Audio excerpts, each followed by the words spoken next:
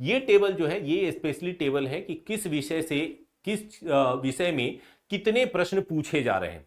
अगर हम last exam को ही ले लें 71st में जो हुआ था, तो देखें तो इतिहास खंड में, जिसमें प्राचीन भारत, मध्यकालीन और आधुनिक तीनों सेक्टर हैं, यहां पर अगर हम लोग देखें तो 24 क्वेश्चंस पूछे गए थे, जो कि अगर पिछले सालों की तुलना में देखें तो थोड़ा कम है, क्योंकि 29, 33 आ रहा था। तो मुझे ऐसा लगता है कि इस बार इसकी संख्या जो है बढ़ सकती है और लगभग अप्रोक्स 30 जा सकती है।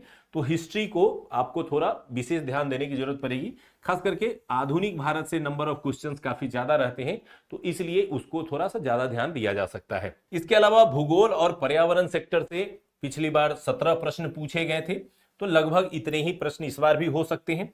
भारतीय संविधान राज्य व्यवस्था से 14 आए थे, तो लगभग इतने ही प्रश्न जो है यहां पर हो सकते हैं। अर्थशास्त्र की बात करें तो पिछली बार काफी कम प्रश्न थे, ज्यादातर बजट आधारित और बजट के आंकड़ों से जुड़े हुए प्रश्न पूछ लिए गए थे, जिसके कारण इसकी संख्या जो थी वो कम थी। सामान्य विज्ञान, ये मैंने बताया कि मेजर रोल प्ले करता है, क्योंकि लगभग 30 क्वेश्चन पूछे जाते हैं, 28 पूछे गए थे और थोड़े टफ पूछे गए थे, हार्ड पूछे गए थे, जिसके कारण बहुत सारे छात्रों को परेशानी हुई और उनके रिजल्ट नहीं आने के पीछे एक बड़ा कारण साइंस में अधिक नंबर नहीं ला पाना था। इसके अलावा यदि बात करें तो बिहार राज्य विशेष से प्रश्न पूछे जाते हैं। पिछली बार कई बिहार राज्य विशेष से हिस्ट्री से जोड़ करके, ज्योग्राफी से जोड़ करके प्रश्न पूछे गए थे और ये अच्छे प्रश्न थे। अगर आपने बिहार तथ्य संग्रह पढ़ा होगा एडुटेरिया का, तो उससे आपको अधिकांश प्रश्न वहां से बन गए होंगे, क्योंकि उसी स्तर के प्रश्न पूछे गए थे जो आपको उसमें सजेस्ट किए गए हैं। समसामयिकी ये एक बड़ा मेजर रोल प्ले करता है, इसीलिए मैंने इसको VVI कहा था, क्योंकि यहां पर लगभग 33 क्वेश्चन पूछ लिए गए थे।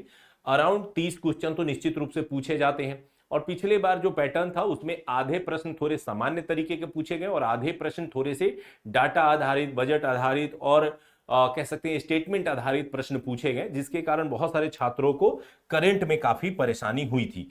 तो हम लोग लास्ट में एक चर्चा करेंगे कि स्टडी करने के दौरान किन पार्ट्स को स्पेशली ध्यान दिया जा सकता है और उस पर क्या अलग किया जा सकता है जिससे आपका रिजल्ट आ जाए। इसके अलावा जो मैथ या गणित का और तर्क शक्ति का जो सेक्टर है, जिसमें 10 प्रश्न पूछे जाते हैं, और ये 10 के 10 जो प्रश्न पूछे जाते हैं या तो मैथ रीजनिंग कंबाइंड होते हैं या केवल रीजनिंग या केवल मैथ। पिछली बार पहली बार ऐसा देखने को मिला कि केवल रीजनिंग से प्रश्न आ गए, अदरवाइज मैथ से ज्यादा प्रश्न आते थे। तो आपको क्या करना पड़ेगा, थोड़ा मैथ और रीजनिंग दोनों को देख के जाना पड़ेगा। ये दोनों किस लेवल के देखने हैं, तो SSC लेवल के देखने हैं। SSC और या बिहार SSC जो एग्जाम होते हैं उस लेवल के जो मैथ रीजनिंग है वही यहां पर पूछे जाते हैं।